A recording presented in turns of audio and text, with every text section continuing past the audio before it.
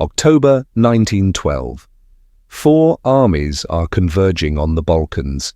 Their target? The Ottoman Empire, a superpower that has ruled for over 500 years. Within weeks, 750,000 soldiers will clash in the deadliest conflict Europe has seen since Napoleon. Ancient empires will fall, new nations will rise, and the great powers of Europe will stand on the brink of total war. But here's what makes this war truly remarkable. Nobody expected the Ottomans to lose. They had more soldiers, more guns, and more territory. Yet in just 8 months, everything would change. This is the story of the First Balkan War, the forgotten conflict that redrew the map of Europe and lit the fuse for World War I. To understand this war, we need to understand the Balkans in 1912, a region that would become infamous as the powder keg of Europe. For centuries, the Ottoman Empire had dominated southeastern Europe. From the gates of Vienna to the shores of Greece, the Sultan's authority was absolute. But by the early 20th century, that empire was dying. The signs of decay were everywhere. The Greeks had won independence in 1830. Romania broke away in 1878. Bulgaria gained autonomy the same year. Austria-Hungary had annexed Bosnia in 1908, and in 1911 disaster struck. Italy invaded Ottoman Libya, seeking to build its own colonial empire. The Ottomans, already stretched thin, could barely respond. Their army was tied down fighting Italian forces in North Africa and battling rebels in Yemen. The vultures were circling, and in the Balkans, 4 small nations were watching very carefully. They saw an opportunity, March 1912. In the back rooms of Sofia, Belgrade, and Athens, a secret alliance is being forged. Bulgaria, Serbia, Greece, Montenegro. 4 nations that had spent decades fighting each other were now uniting against a common enemy. This was the Balkan League, and they wanted Macedonia. Macedonia was the prize. Fertile valleys, important cities, and strategic ports, but it belonged to the Ottoman Empire. And the Ottomans weren't going to give it up without a fight. On paper, the Ottomans should have won easily. Population, 26 million versus the League's 10 million. Territory, vast stretches from Albania to Iraq. Army, battle-hardened from decades of warfare. But the numbers were deceiving. The Ottoman military was crippled by corrupt leadership, officers who bought their ranks instead of earning them. Disastrous logistics, troops without ammunition, food, or winter clothing, political chaos, internal coups and power struggles, and overextension, armies scattered across 3 continents. The Balkan League, meanwhile, had been preparing for this moment. Their combined force of 825,000 soldiers was mobilized, equipped, and ready. They had one objective: destroy the Ottoman presence in Europe. And in October 1912 they struck, October 8, 1912. Montenegro fires the first shot, declaring war on the Ottoman Empire. Within a week, Bulgaria, Serbia, and Greece follow suit. This isn't a war, it's a coordinated demolition. The Bulgarian army, 370,000 strong, smashes through Ottoman defences in Thrace. Their target, Constantinople itself, the beating heart of the Ottoman Empire. At the Battle of Kirk Kilis, the Bulgarians shatter the Ottoman First Army. Then at Lula Burgas, they win the largest battle fought in Europe between the Napoleonic Wars and World War I. By early November, Bulgarian cavalry scouts can see the minarets of Constantinople on the horizon. The Ottoman capital is within reach, but then disaster. The Bulgarians reach the Satalka line, a heavily fortified defensive position just 30 kilometers from Constantinople. They're exhausted. Supply lines are stretched to breaking point. Winter is setting in. The advance stalls. Constantinople is saved for now. While Bulgaria drives toward Constantinople, Serbia is carving through Macedonia. October 24, 1912, the Battle of Kumanovo. Serbian forces clash with the Ottoman Vardar army in a desperate two-day struggle. The fighting is brutal, hand-to-hand combat in the streets, artillery pounding the hills. When the smoke clears, the Ottomans are routed. The road to Skopje and beyond lies open.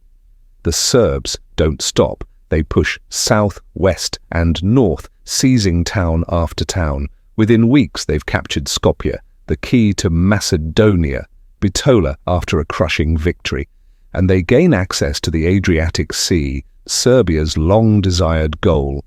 But this creates a problem, a very dangerous problem. Austria-Hungary is watching, and they are not happy. While the Bulgarians and Serbs fight in the north, Greece strikes from the south. The Greek army advances through Thessaly into Macedonia, but they're not just fighting on land. The Greek navy dominates the Aegean Sea, cutting off Ottoman reinforcements and supplies. Turkish troops in Macedonia are isolated, surrounded, and running out of time. November 8th, 1912, the race for Salonika. Both Greek and Bulgarian forces are converging on this vital port city. Whoever gets there first claims the prize. The two supposed allies are now in competition. The Greeks arrive first, just hours ahead of the Bulgarians. The Ottoman garrison surrenders to Greek forces.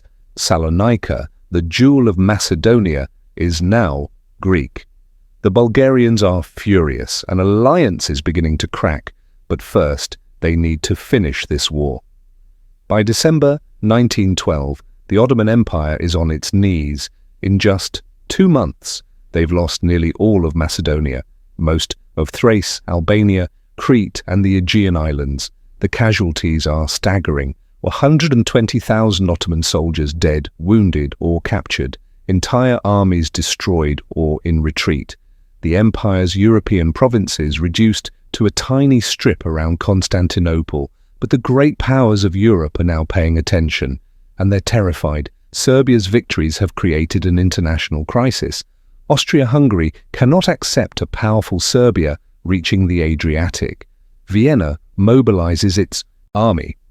500,000 troops prepare for war. Russia, Serbia's protector, responds in kind. If Austria attacks Serbia, Russia will intervene, and if Russia intervenes, Germany will support Austria. And if Germany moves, France will mobilize. And Britain, this is the alliance system that will explode into World War I. And in December 1912, it nearly happens 2 years early.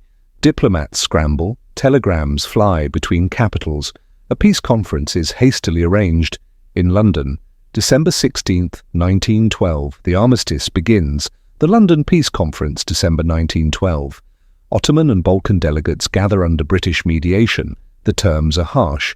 The Ottomans must surrender all territory west of a line from Anos to Media. Albania will become an independent state to keep Serbia from the Adriatic.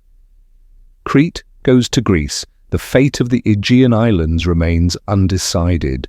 The Ottoman delegation refuses. They will not surrender Edirne, the ancient city of Adrianople. It's a matter of honor. The negotiations collapse. January 23, 1913, Constantinople. A group of young Turk officers led by Enver Pasha storm into a cabinet meeting. The Grand Vizier is shot dead. The government falls. The young Turks seize power with a promise. They will continue the war. They will recover Ottoman honor. February 3rd, 1913. The armistice ends. Fighting resumes. It's a disaster. The Bulgarians besiege Edirne with heavy artillery. After 3 months of brutal bombardment and starvation, the city falls on March 26th. In Montenegro, the fortress of Scutari holds out until April 23rd before finally surrendering. The young Turks' gamble has failed. The Ottoman army is spent. There's nothing left to fight with. May 30th, 1913, London. The Ottoman Empire signs the Treaty of London. The terms are devastating. The Ottomans lose nearly all their European territories. Only a small strip around Constantinople remains. Albania becomes independent under international protection. The great powers will decide the fate of the Aegean Islands. 5 centuries of Ottoman rule in Europe are over. The empire that once besieged Vienna now controls less European territory than Belgium. But there's a problem, a big problem. The victors cannot agree on how to divide the spoils. Bulgaria wants more of Macedonia. They did most of the fighting, they argue. Serbia refuses. They won Kumanovo and captured Skopje. Greece holds Salonika and won't give it up. And Austria-Hungary has forced the creation of Albania specifically to deny Serbia access to the sea. The Serbs are furious. The Balkan League is fracturing. The allies who united to destroy the Ottoman Empire are now eyeing each other with suspicion and greed. The First Balkan War lasted just 8 months, but its impact would echo for more than a century. The results, over 200,000 casualties, the Ottoman Empire expelled from Europe after 500 years, new nations strengthened: Greece, Serbia, Bulgaria, Montenegro. Albania created as an independent state. Ethnic violence and population exchanges that would haunt the region for generations, but the peace wouldn't last. Within weeks of the Treaty of London, the Second Balkan War would erupt as Bulgaria attacked its former allies. That war would last only 1 month, but it would leave Bulgaria humiliated and resentful. And those resentments, Serbian ambitions, Austrian fears, Bulgarian grievances, and the complex web of alliances would explode in Sarajevo in June 1914. The First Balkan War didn't just redraw the map of Europe, it was the dress rehearsal for World War I. The same alliances, the same tensions, the same players. In 1912, diplomacy barely prevented a continental war. 2 years later, in the same powder keg, with the same tensions, there would be no stopping it. The Balkans had earned their reputation, the Ottoman Empire had fallen, and the stage was set for the catastrophe that would consume an entire generation. The First Balkan War, 8 months that changed the course of history. The First Balkan War is just one pivotal moment in history that few remember, but everyone should know. From the fall of empires to the rise of nations, these forgotten conflicts reveal how our world came to be. Want to explore more forgotten wars that changed everything? Subscribe to our channel for documentaries on the pivotal moments that history forgot, but shouldn't have. New episodes every day. Share this story. Send it to someone who loves history. Help us keep these essential stories alive. What did you think? Leave a comment below. Which moment in this story surprised you most? Thanks for watching.